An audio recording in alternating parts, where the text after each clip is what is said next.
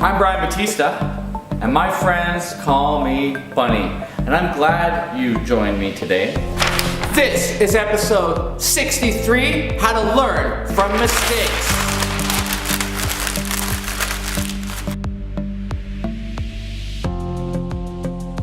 I want to talk about the importance of embracing failure and learning from it.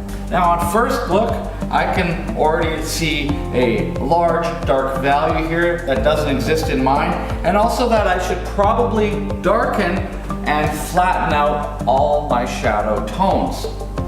The other really noticeable thing, the eyes being the gateway to the soul, what's flattening out my image and making it look cartoony, other than a little too much heaviness on the line work, is that I actually don't have the eyes at a slant. This side being further away should be a little smaller, should be less pronounced, maybe even a little bit less detailed, but there's also an angle which allows the face to appear to turn a little more.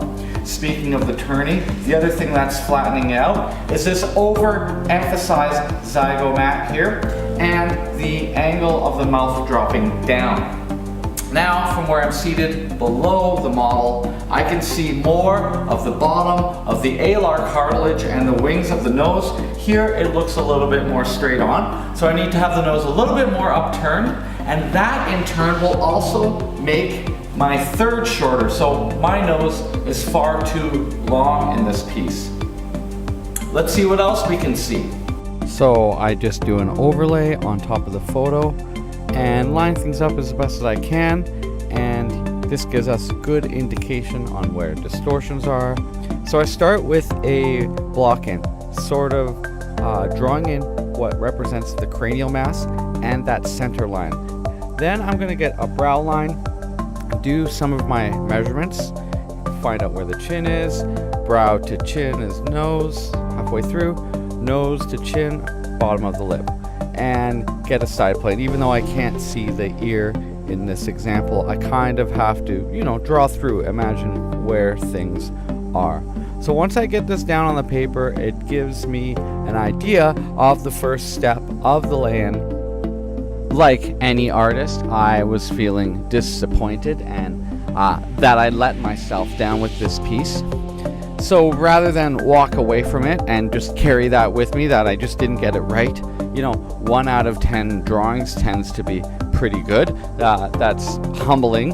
And when I made this, I think my ego really did get in the way. So I'm using this as an opportunity to hone in on the problems and pitfalls that I keep having. I keep having the same issues, and that's why I keep trying to sit at this angle and study the portrait of different faces from here.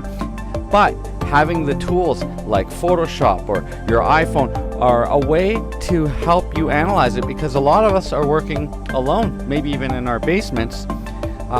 We can figure out a way to find a roadmap to move ourselves without always having a trained eye to give us constructive criticism. We can find a way to learn to improve.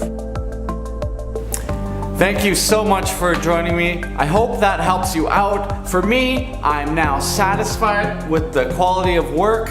I feel a little bit venerated and learned a lot through the process. Leave some comments below. Tell me what you learned, what you'd like to see more in these videos, and if you haven't done already, click, share, and like, and more importantly, subscribe.